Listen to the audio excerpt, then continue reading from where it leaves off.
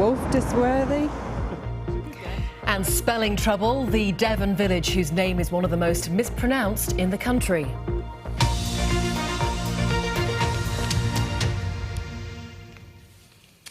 Now, a building in Plymouth with a rich broadcasting history today started the next chapter in its eventful life. It's actually next door to these studios and was home to BBC South West for many years.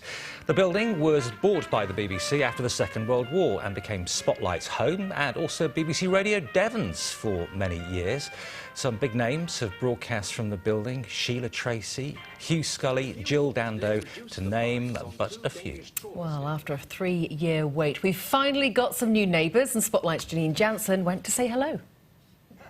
Well, it's an exciting day for budding journalists at Marjon. They're moving into their new media facility behind me, and guess where it is? Right next door to the BBC.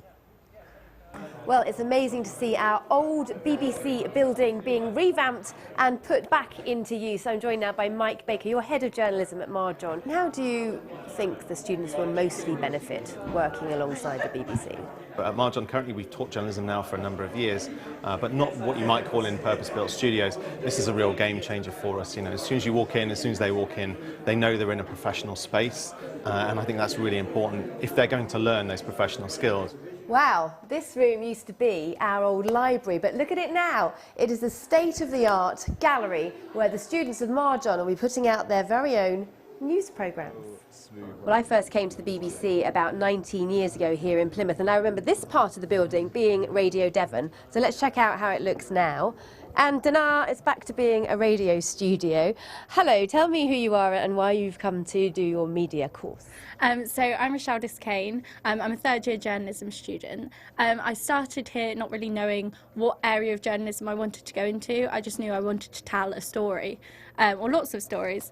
So in my second year, I've decided that radio is really the course I want to go down, and that's my real passion now. So being in here is really exciting. Well, very best of luck to you.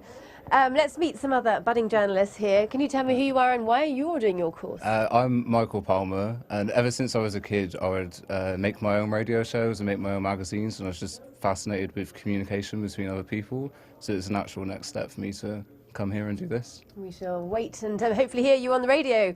And last but not least, tell us who you are and why you want to do this. I'm Hannah Pay, and I'm a journalist student at Marjon. I want to do it because I've always loved places like Vice. So I want to make short form content for online, so videos and stuff like that. The new way forward. Yeah, definitely. Absolutely. Well, remember these faces. These could be the faces of the future. And she's not been back since, Janine. I think she prefers it next door, doesn't she? They've got some fancy kit there, haven't they? It looks very nice. Might be borrowing their headphones, I think, in the future.